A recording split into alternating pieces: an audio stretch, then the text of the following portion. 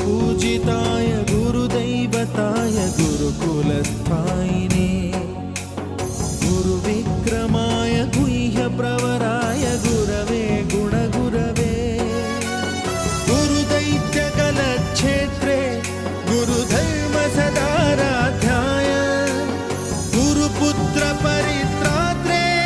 गुरुपाखण्डखण्डकाय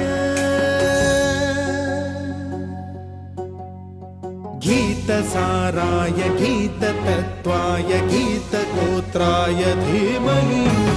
गूढगुल्फाय गन्धमत्ताय गोजयप्रदाय धीमहि